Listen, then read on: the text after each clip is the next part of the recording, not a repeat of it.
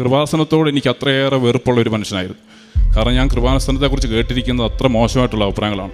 പത്രം കലക്കി തിന്നു, കുടിച്ചു, ചിലരൊക്കെ ഹോസ്പിറ്റലായി, ഇങ്ങനെയൊക്കെ കേട്ടിരുന്നു. അപ്പം ഞാൻ ഓർക്കുമായിരുന്നു, ഈ അച്ഛനും ഇവിടെയുള്ള ഈ സ്ഥാപനം കൂടി ക്രിസ്ത്യാനികളോടും ക്രിസ്തുമതത്തോടും മറ്റുള്ളവർക്ക് വെറുപ്പുണ്ടാക്കുന്നതിന് വേണ്ടി എന്തിനെങ്ങനെ പ്രവർത്തിക്കുന്നത് ഞാൻ ചിന്തിച്ചിട്ടുണ്ട്. അതുകൊണ്ട് തന്നെ ഒരു കാരണവശാലും ഈ വഴിക്ക് വരരുതെന്ന് ചിന്തിച്ചിരുന്ന ഒരു മനുഷ്യനാണ് ഞാൻ.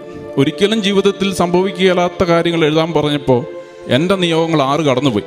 ഞാൻ മാതാവിനെ പറ്റിച്ച് 6 നമ്പർ വിട്ട് എനിക്ക് ഉള്ളിൽ തോന്നിയതെല്ലാം എഴുതി വെച്ചു. അത് എഴുതുമ്പോഴും എനിക്ക് ഈ കൃപാസനത്തോടും ഇവിടുത്തെ ഒന്നിനോടും യാതൊരു താല്പര്യമില്ല. തിരിച്ചു പോകുമ്പോൾ ഞാൻ ഉള്ളിൽ കരുതി 90 ദിവസത്തെ കേസല്ലേ ഉള്ളൂ, എങ്ങനെയും ഒപ്പിച്ച് തീർക്കാം. ഞാൻ തിരിച്ച് സിഡ്നിയിൽ ചെന്നു. സിഡ്നിയിൽ ഞങ്ങളുടെ വണ്ടി കൊണ്ടുവന്നിട്ടുണ്ടായിരുന്നു. അപ്പം അത് ഡ്രൈവ് ചെയ്ത് 350 കിലോമീറ്റർ വെച്ച് ഡ്രൈവ് ചെയ്ത് വീട്ടിലെത്തിയതിൻ്റെ പിറ്റേന്ന് മുതൽ ഞാൻ ഉടമ്പടി പ്രാർത്ഥന ചൊല്ലി തുടങ്ങി. എനിക്ക് ഉള്ളിൽ വെറുപ്പ് തോന്നിയവരോടൊക്കെ ഞാൻ ക്ഷമിച്ച് പ്രാർത്ഥിച്ചു. ചിലരുടെയൊക്കെ വീടുകളിൽ തന്നെ പോയി ഞാൻ അവരെ കണ്ടു, അവരൊക്കെ ആയിട്ട് സംസാരിച്ചു. എൻ്റെ പ്രാർത്ഥനകൾ തുടർന്നു.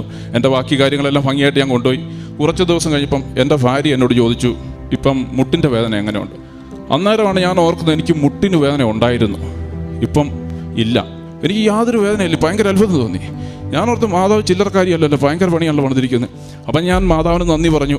ഇപ്പം 2 വർഷത്തിന് മേലെയായിട്ട് ഈ ഉടമ്പടിയിൽ തന്നെയാണ്.